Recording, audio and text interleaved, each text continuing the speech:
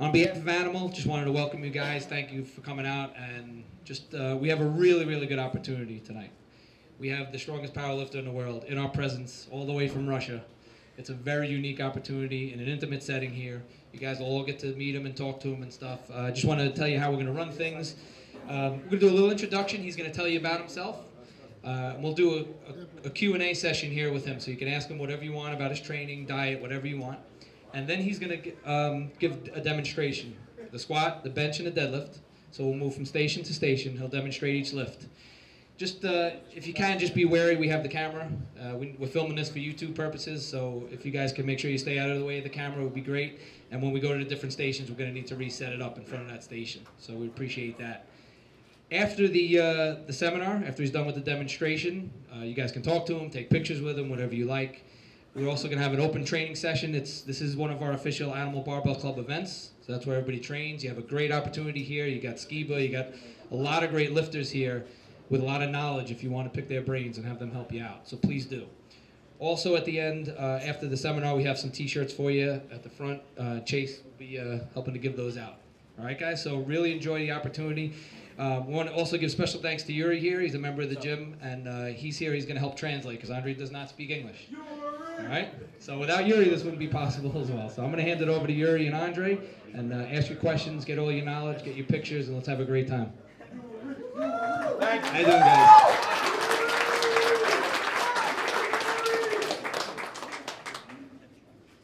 Okay, so I would like to Andrew to represent himself, and maybe he's gonna tell us a little bit about himself. Я из Москвы приехал.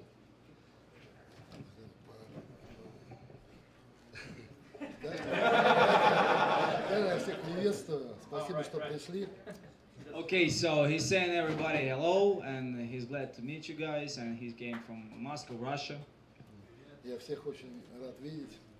He's happy to see everybody. Я из Москвы. As I said, he's from Moscow, Russia. Нахожусь в команде Animals. And he's a part of Animal Team. Хочу поблагодарить команду Animals, потому что меня пригласили на турнир сюда, во Флориду. He wanted to say special thanks to Animal Team because he was invited for the Florida meeting, Где мне удалось достойно выступить и не подвести свою команду. where he beat the records, and he's grateful for the Animal for that chance. Вот, теперь я здесь и готов ответить на любой вопрос, если у кого-то есть желание задать мне. So now he's here and he's ready to ask you questions, guys, to answer these questions. And who's first? Should I pass the mic? Yeah. I would like to know, like, when he started training at his youngest years, like, how did they build the foundation? What kind of training did he go through? Did he have a coach, or did he learn on his own? And what kind of like program? How did they start his training at a young age? Okay. Спрашивает, когда ты начала заниматься, как ты начала заниматься, был ли у тебя тренер, как ты типа свою базу заложил? Начал я заниматься совершенно случайно, я лазил по крышам, и однажды я увидел огромные блины, и попробовал поднять этот блин и качать бицепс. So there was a story that he was like jumping on the roofs, and he saw some plates, and he was trying to lift up the plate, and he was trying to like work on his biceps with this plate, but Ты не смог, да? Ты не смог поднять это? Нет, смог. so he did a couple of reps, and that's how he started. Потом я взял еще один блин и перетащил их на свою крышу и сделал самодельную штангу. So then he took the other plate and he carried them to his rooftop, and then he just made the bar and he started lifting. Штанга была похожа типа вот этой вот для... Like a bamboo bar. Да, типа, Бамбуковая типа штанга, да? не бамбуковая, она тоже дрожала, как вот эта. So he said that his first barbell, which he made, was just shaking like bamboo bar because it was handmade. Потому что блины были не настоящие, Because the plates were not real, it was just а с большими дырками. with the big holes. Were they Plates hoppers? with big holes. С большими дырками, и я их завязал веревками. И когда я начинал жать, она вот так вот у меня дрожала. So when he was like doing bench press, the bar was shaking like it was bamboo bar. This is the story. Да, начинал я у себя на чердаке в доме заниматься. So as he said, he started lifting on his rooftop. Да, я все время гремел, и меня Люди, которые жили внизу, выгнали, блядь. So he was dropping the weights down, and people who live under the roof, they start like yelling at him, and that's why. Я не знал, что делать, но мне выделили подвал, где было вот так вот по колено грязи, и мы это за неделю, ну, как бы его вычистили. So they gave him a basement, and the basement was like full of different stuff, like to this level, and then he, with his boys and friends, he cleaned up the place and he started lifting in the basement. Рядом была стройка, и мне пришлось украсть 2 ведра краски, чтобы покрасить свой подвал в примерно такой же цвет. Можно говорить. Okay, so there was a construction site, and he's supposed to steal the paint to paint the wall in the basement, just to make his basement look nice and clean. Краска такая была тяжелая и воняла полгода в подвале. The paint was really heavy, and it was probably oil paint, and it was stinking like for the 6 months at least. Мы все равно занимались. But they still were lifting. Потом мы сделали деревянный тренажер, разгибание ног. Then they did the wood machine for the legs extensions. Like it was made from the wood. Ну, это был еще там практически Советский Союз, и не было никаких программ для тренировок, как можно накачать мышцы. It was like back in the USSR, and there was no such like working out routine, so nobody was really, there was no system like how to work out, so nobody knew what to do. Но потом мы нашли такие плакаты, где там Лехейни, Рич Гаспари, Том Плас показывали свои тренировки, и мы по них тренировали. So then somebody showed up the posters with the old bodybuilders like Lee Hanley, Rich Gaspari, and then they started to lift like those guys. Потом я понял, что уже мне не хватает этого зала, я стал искать что-то новое и попал в хорошую секцию, где занимались в тяжелой атлетике была секция, где занимались олимпийские чемпионы, и там я познакомился с первым своим тренером. So one day he woke up and he realized that it's not enough of iron in his basement gym. So he was looking for other gyms, and he found the gym where like Soviet weightlifters were working out, and like Olympic champions. And then he met his first coach. Андрей Чуприн.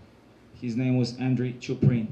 Вот. И, в общем-то, он меня стал тренировать, и 6 лет я потратил, он меня вбивал такую базу очень сильную, мне приходилось много качать, всем группу мышц, 6 раз в неделю, я просто шел со страхом, что будет у меня на следующей тренировке, потому что он из меня выжимал там все, что можно. So his first coach built the foundation. He was working out like crazy 6 days a week, a lot of volume, and he was building up the base. И он мне говорил, что это твоя база, потом ты будешь от нее отталкиваться и расти дальше. So the coach said, before you're gonna lift really heavy weights, you should build the base. With that base, you're gonna lift more and more and more. Вот. И сейчас я понимаю, что он был прав. Сколько, можно сказать, 20 лет спустя? 20 лет спустя. So 20 years later, he realized that the coach was right. That Вот. Я ему очень благодарен за это. he's very grateful for that. Вот. Но после этого зала я перешел в другой зал, где был тоже хороший тренер, который... Это уже мои, да, было? Нет, другой был. Ну, в Москве. А что перешел с того? Ну, он закончил, а я пришел к другому тренеру, и там я начал выступать. Первый раз я поехал на чемпионат мира в 98 году. So then he switched to other gym, and he started like working out in powerlifting. He took the part of the world championship in 1998. Да, и в этом зале я уже добился таких нормальных успехов. В IPF я стал чемпионом мира, чемпионом Европы, чемпионом России 10-кратным. So in that gym, he became a IPF, International Powerlifting Federation champion, and he took like 10 times like Russian Federation championships, and что там дальше? Но все эти победы мне всегда доставались очень тяжело, очень тяжело. У меня не было ни одной легкой победы, потому что подготовка к каждому турниру, я тратил максимальное количество сил, потому что я не могу готовиться плохо. Я всегда стараюсь выложиться на 100%, чтобы не подводить ни команду, ни зрителей, ни себя. So he said that every meeting that he took a part, it was really hard because what he's doing to the max. He's not cheating. He's working like crazy. He's doing a lot of volume and a lot of different exercises. Сейчас я занимаюсь в другом зале, мои. Вот этому залу 60 лет, и там лежит олимпийский помост, который был на Олимпиаде в Москве. So now he switched to the third gym and he's working out over there like сколько лет он тренируется? Почти 10. Almost 10 years he stayed in the gym. The gym is really old. It's also in Moscow. It's like 60 years old, and there's like the you know. So there was the weightlifting cover, like the. How are you saying that? What are you doing that? All the platforms? Yeah, the platforms. Right. Oh, So the platform is from the Olympics Games. It's really old, the platform. So the gym is 60 years old, and the platform is originally from the Olympic Games. So a lot of champions came from the gym. Откуда это from Московского университета, да, или какого? Да, да, да. So this is gym from the Moscow University. So it's really old. The university is old, and the gym is also like 60 years old. Этот зал, мне скажи, тоже очень нравится. Здесь похожая атмосфера и рабочая атмосфера. And he really likes Skiba's gym because the atmosphere here is also like similar to that he have in Moscow, because over there it's really hardcore gym. Вот, в общем-то, я рассказал так. This is the story. Any more questions? Yeah, over here. Now, what makes the Russian athlete so good? You know, it's always been Russia versus America. Now, is it the training? Is it the exercises? Is it the diet? The Russian athlete is so damn good. And what makes them so good? Спрашивают, что делает русских атлетов такими сильными? Это диета, тренировки, это еда, что делает? Почему они всегда лучше? Ну, я хочу сказать, что в Америке очень много тоже сильных спортсменов, не надо об этом забывать. Я могу перечислить и Бриджеса, и Харовских, и Эдди Коуна, и многих-многих других. Я не думаю, что здесь меньше сильных атлетов. Ну, почему так типа сказать, что русские лучше? Или просто ответить так типа, что не забывать? Я не думаю, что... Не знаю. У нас просто очень была сильная система тяжелой атлетики в советское время. И многие тренера, они как раз вышли вот из этих вот из школы тяжелой атлетики. Поэтому программа кардинально меняется. Вот. Но я не знаю, лучше они или нет. Каждый по себе. He said you don't have to forget that in States you have also like world-class athletes like Littlebridge, Ed Cohen, Joe Inzer. So he can't say that Russian athletes are the best, if we can compare Russians to Americans. But he thinks that maybe in Russia they have nice powerlifters, because basically the powerlifting, it's, as we spoke before, it came up from the weightlifting, right? And in Russia, they have, in Soviet Union, they have really nice school. And those coaches, they like just now performing the powerlifting. So it's everything came from the weightlifting. That's why it's so. So he's saying that he don't think that's like really big difference between athletes.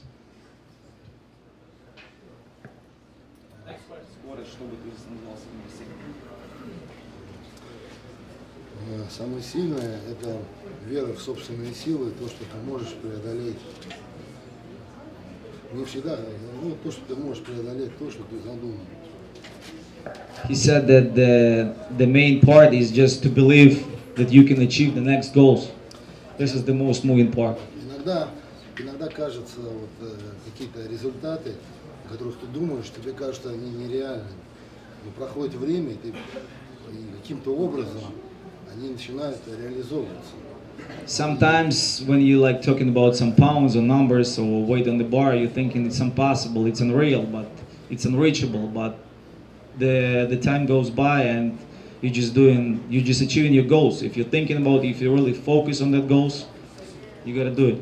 Самое главное, знать, какая у тебя цель и чего ты хочешь достичь.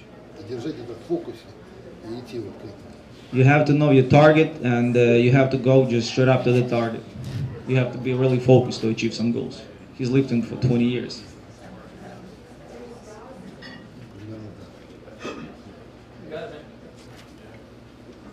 Yeah, I read online that you'll run anywhere from 5 to 10 kilometers a week. I'm just wondering if you like taper that down before a meet, or is that only in the off season? I'm curious about that. Андрея спрашивает, типа, то что это спрашивает, бегаешь, то есть как ты перед стартом бегаешь, перед стартом бросаешь, или как ты бегаешь, расскажи. Когда у меня межсезонье, я не готовлюсь никуда. Летом, то есть, получается? Я бегаю по 6 километров, по 6, может быть, по 8 Когда? в воскресенье. И я вот бегаю в воскресенье и в четверг, перед приседом и перед тягой. И стараюсь как бы после этого бега, на следующий день, да, в воскресенье побегал, и в понедельник я приседаю. И я стараюсь присед вывести на максимальный вес. Потому что потом, когда я бросаю приседание, Бег да, бросаю бег, у меня приседание как бы начинает подрастать. 6-8 километров в межсезонье, да? Да. Okay, so he said when he's on the off season, that's true that he's running between like 6 or 8 kilometers twice a week. So he's doing that like day before he's doing deadlift. So for example, let's say okay, before deadlift and before squats. So let's say he's running Sunday 6-8 kilometers, then Monday he's doing squats. So Wednesday he's doing running 6-8 kilometers, next day he's doing deadlift. But it's only one off season. When he's going to when he's preparing to some meets, he's dropping that, and eventually his legs getting stronger because they're not getting pressure from the running, and that's how he build up the strength. Я не советую это никому делать, это чисто моя фишка. But it just his thing, he wouldn't recommend that. Can you tell us about his training now, his program, what he does?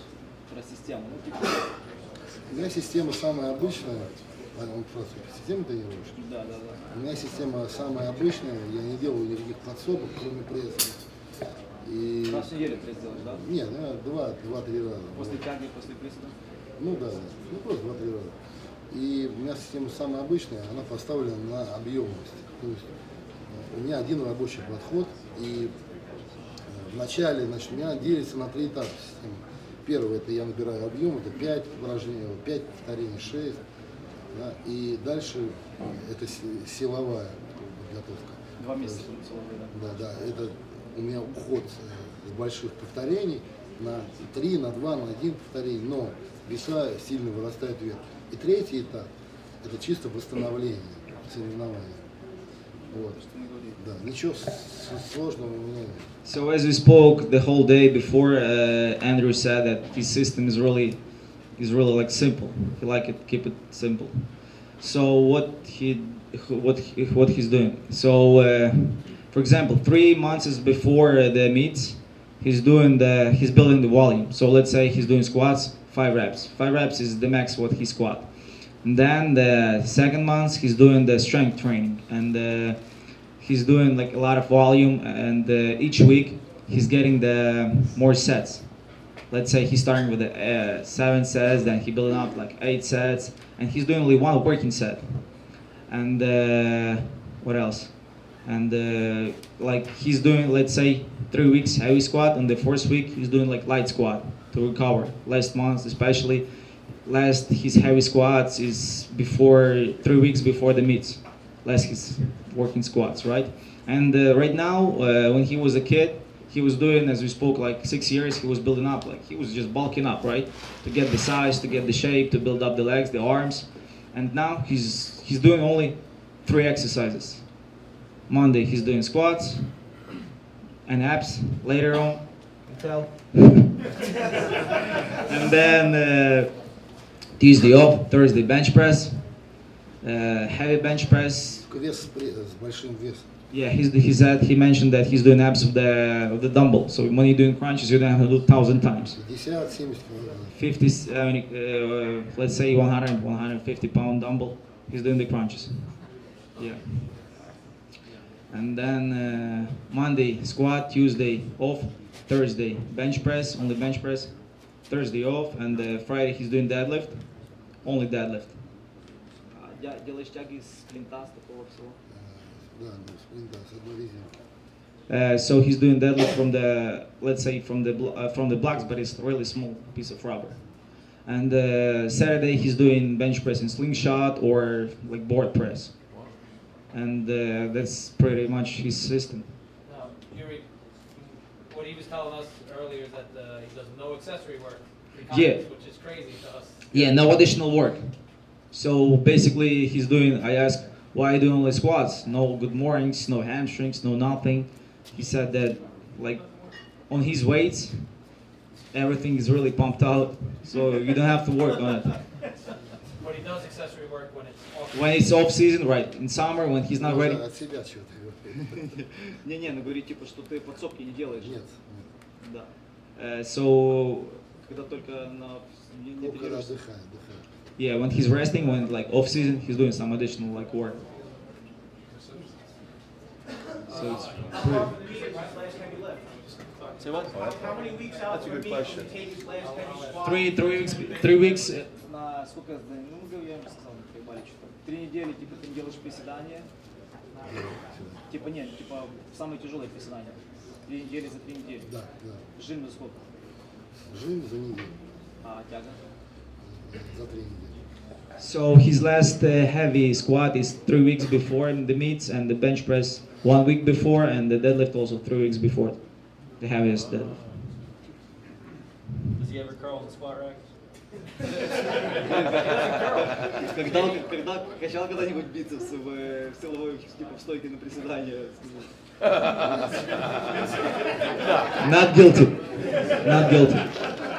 Не виноват, говорю. Actually, he told me he doesn't train biceps at all.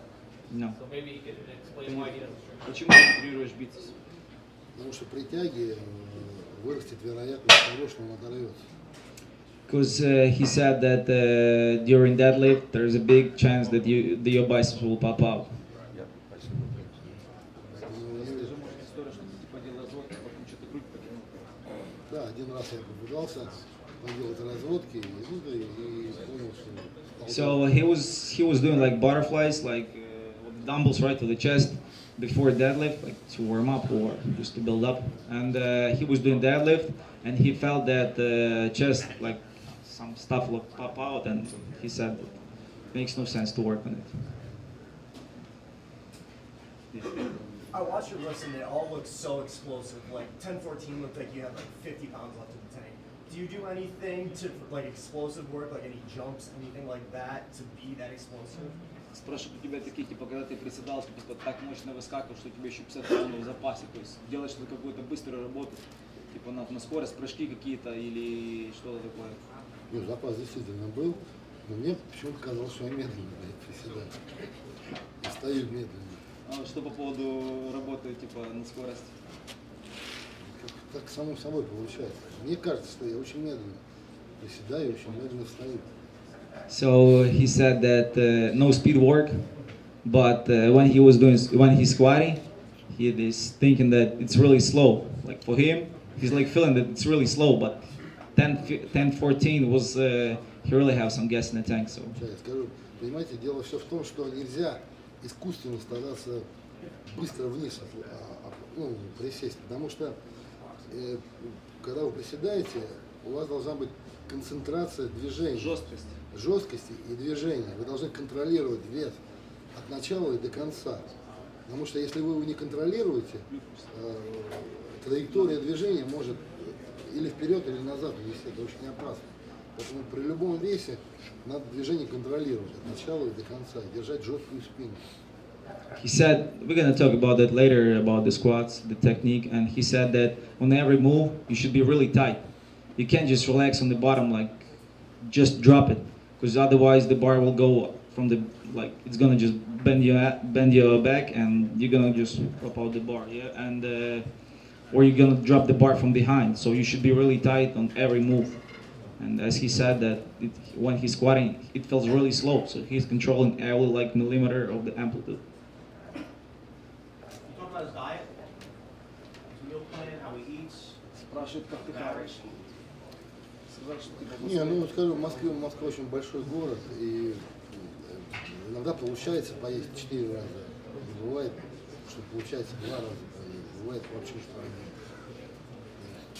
Бывает, ну просто очень такой динамичный город, и нет такого вот завтрак, обед, ужин, обед. У меня весь день вот. You know, like Moscow's never sleep, and there is no such thing as breakfast, lunch, or supper. He eats whatever he can. Like sometimes it's 4 times a day, sometimes it's 3, sometimes it's only 1. Что с продуктом? Ну вообще я очень люблю мясо. He liked to eat meat a lot.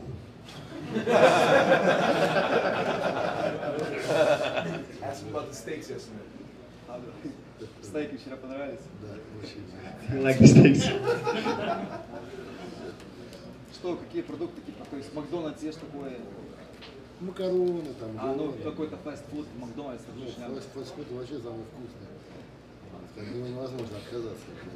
He said that he likes the fast food, it's the best. But he eats a lot of like pasta, eggs in the morning. Овсянки, Не, овсянка. гречка, рис, Вафли какие-нибудь, знаешь, макароны, картошка. да, картошка очень много. Some potatoes with the meat. Вообще очень важно с утра хорошо поесть. He said that the main meal of the day is in the morning. Вот. И вообще не надо забывать про еду, когда вы тяжело тренируете. Есть обязательно надо хорошо, иначе организм будет сам себя сжирать. А сколько за часов тренировки ты хаваешь? Ну да, 2,5. He said when you're working out really hard on the weights, you don't have to forget that you have to eat really a lot.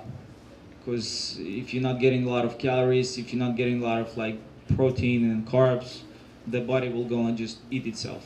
And Спросить может по поводу типа какие-то там диеты, слушай. Диета никаких нет. so no special diets. That's why he's super heavy. Очень помогает. Eat by feel, he doesn't count calories or anything like that, he just eats how he feels in that particular day. Калории, считаешь калории? Ну, где-то 7 тысяч. He said that he's eating around like 10,000 calories. Я не считаю. But Майкл Фелпс 12 тысяч. he said the swimmer, the Michael Phelps, he's eating like 12,000. So he's not half of this guy. Даже наполовину тебя. А он так, блядь, плавал, когда быстро. Ну, сейчас хорошо помогают, ну, скажу, все добавки компании Animal, то есть там сбалансированные витамины, протеины, и это очень, ну, вообще вся продукция Animal. He likes the animal stack, the animal products, the animal flags, because he's feeling that it's really working. Like last time he was Раньше taking. не было такой возможности, а сейчас вот есть такая возможность, я реально почувствовал такую помощь. He never had the chance to try animal product, but before last competitions he took it and he's feeling like he's getting really strong. Helps a lot. Так что хочу поблагодарить всех представителей компании. So he would like to thank one more time for the whole animal team. Thanks to everybody for the chance. So his next goal is in Sydney next November, the same championship. It's like the main goal for the year. We have a question over there. Can you talk a little bit about what his mentality or his mindset is on meet day? You see some lifters like Kirk Kowalski that work themselves into a frenzy before a lift, but every video that I've seen of him, he's got like this Ed Cohen, just calmness, like this easiness going into his lifts. Когда на соревнованиях не куражишься, типа не кричишь, там не спокойно, так, типа как ты идешь, что ты думаешь, когда соревнования, то есть не очкуешь. Дело все в том, что когда начинаешь кричать и куражиться, очень много энергии тратишь на это. Я такой собранный, ну, я концентрируюсь. Штангу. Да, концентрируюсь. А когда начинаешь кричать, куражиться, это очень много энергии уходит. Расскажи, типа, что историю, типа, что в России там типа штанги относятся, типа, любезно, типа, не бросают, Не, не не, выступают. ну так сказать, я сказал. He said that he's not really like screaming and going crazy on the bar because he thinks that he's just losing the energy. He put all his energy into the bar, into the move, not on the under the bar. When he's doing really move, that's why he lifts so much. У нас один случай был, один товарищ начал кричать, дошел к тяге и выдохся, не мог не вдохнуть. Что, отключился? Да, отключился, кстати. He said that the other day he was in the meets and the guy was doing deadlift. He was like trying to beat some record. He was screaming. He was like going back and forth. He was getting ready. And when it was his turn to pull, he just passed out because he was out of air.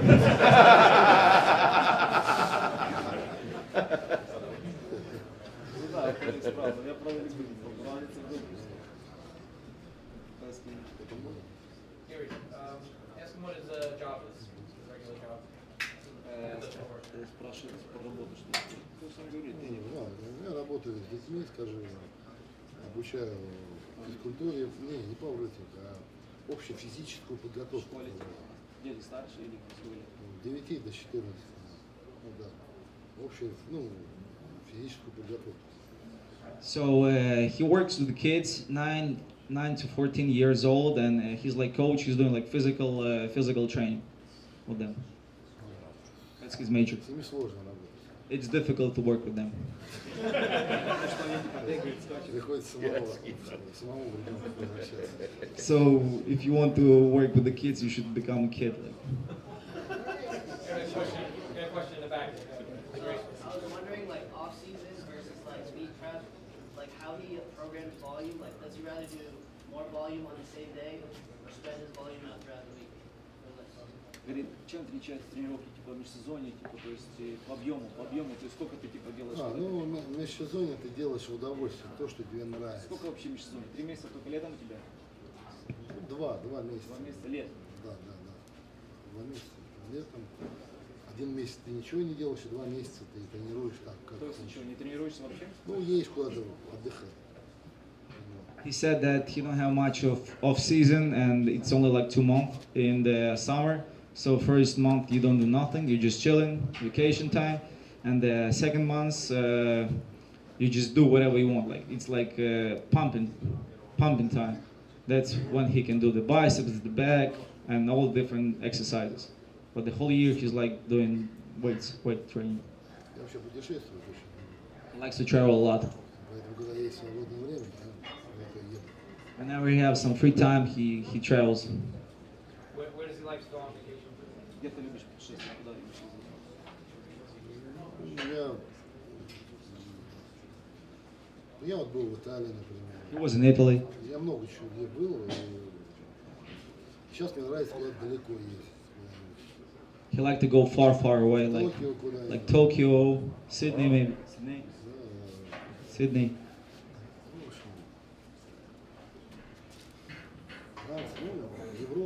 In Europe maybe. Ну, в США, конечно, здесь очень здорово. And he likes in the United States very much. Especially the steaks. Likes New Jersey? Нравится тебе Нью-Джерси или где ты в Флориде, Нью-Джерси, где ты? Да, мне в Нью-Йорке очень нравится. Очень необычный город, очень хороший, потрясающий. Там можно ходить, фотографировать. He likes New Jersey, but he likes New York better because it's really like different city than like every piece of New York is like piece of art. You can take the pictures on every street. It's like amazing. Надеюсь завтра поехать в Филадельфию, пробежаться по этим ступенькам, где Рокки бегал. He just can't wait to go to Philly and just to walk on those steps where Rocky Balboa was. He liked that movie very much. He said that he saw it probably 1,000 times. He always wanted to walk on those stairs. Maybe he's gonna run. He also likes heavy metal, we understand. Can you tell us like his favorite band? Heavy metal любишь? Я вообще люблю вот эту рок-музыку всю. Скажи, я был на почти всех концертах. И вот сейчас купил 2 билета на Black Sabbath и Aerosmith.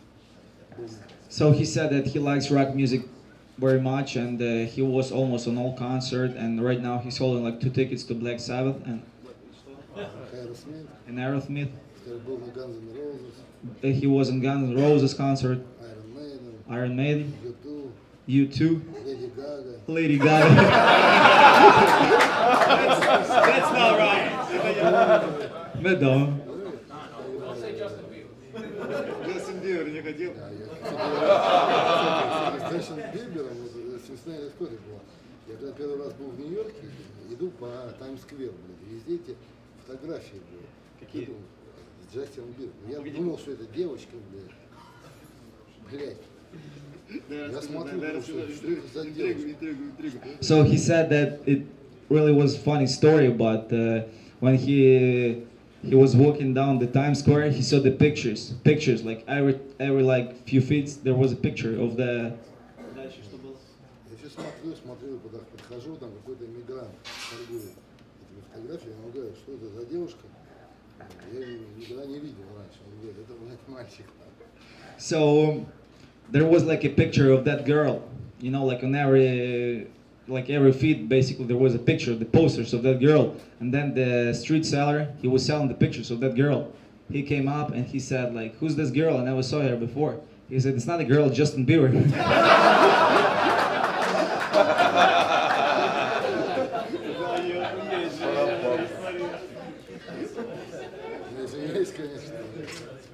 It's like no hate, but it is what it is.